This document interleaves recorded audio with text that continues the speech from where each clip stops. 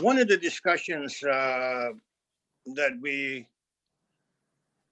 in, in my opinion, we should go in the direction is what do we want to put back into our classrooms? What do we want to put back in our communities? I say that because we've had a whole history of Indian affairs, Indian aging, but government bureaucracy, sometimes even church, and everybody telling us our traditional ways, culture is not the right kind. It's not, unless we become part of them. And whatever was ours, whatever was reflected, our culture, our spirit, was taken away from us. That has happened in residential schools. It has happened in the Indian Act. It has happened in government policy, etc. So now we have an opportunity to say, we need to resurrect the importance of culture and identity. And I'll quote one meeting that I always sticks with me, and that's in 1982. It was the first of many consultation meetings, leadership meetings that government of Canada had with the First Nations. Back in them days, it was Pierre Elliott Trudeau was the prime minister. And after a series of weekly meetings with the leaders of the country, Indigenous leaders, they found when they sat down with their premiers that they were not really anxious to really enshrine into the Constitution our treaty rights, Indigenous rights, etc. And so it broke off. And here's what Trudeau said. It is regretful, after so many meetings that we've had across the table, we were not able to come to an agreement on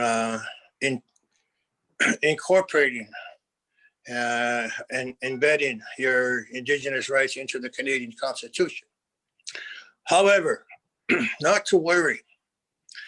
In the next generation or two, all of your people, in one way or another, is going to lose your language, your cultural knowledge, your ceremonial knowledge. You will become one of us. And when we get close to that area, that time, we'll just legislate an end to all your rights, Indigenous rights, treaty rights, etc. And you'll truly be a Canadian. Those words were said, but it created this backlash because it shocked us.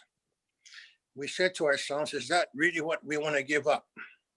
We've been following this line of thinking proposed by Canadian authorities through the government, to Indian agents, and so forth, that has had a relationship with us. Even the type of government relations under the Indian Act was not truly ours. It was not Indigenous by any means. It was colonialism.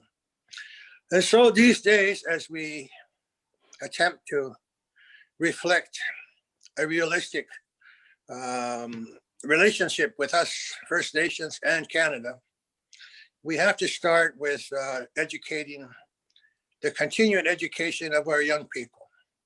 And so what do we want to bring back home to our homeland? What do we want to place as importance? We've had generations that has gone by. Nobody has really thought that maybe the community tradition, culture, history, language is of any relevance because we were brainwashed. They basically told us, oh yeah, those even got our people saying it's going to be going anyway, you know. So we might as well learn how to our children to speak English, and that would be their only language. We've gone full circle. Now we begin to realize that's not a good idea. We're giving things up that are very important to our survival as a Indigenous people, Indigenous nations. Treaty rights is important. Indigenous rights is important, just like the Canadian Constitution is important to them. And so today's session really is to talk about ideas, thoughts of what we consider important to maintain or recapture or reincorporating back into our Indigenous education system. The reason that I want to introduce it this way is to hear your views as knowledge keepers as we go through the country. You've all probably have been exposed in one way or another. Your leaders, your elders, always talking about the importance of awareness of being Indigenous. Language has been important, etc.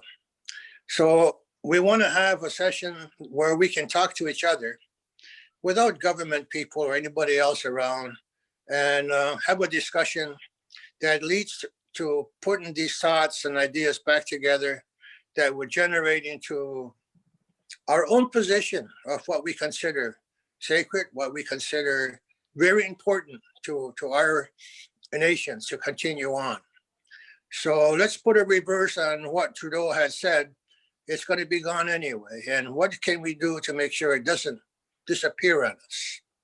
So, Mr. Chairman, we want to turn it back to you, because those are the things that we'd like to hear from Indigenous elders from across the country, to hear their thoughts and their experiences of what they consider important to our survival, our young people going into the future, etc.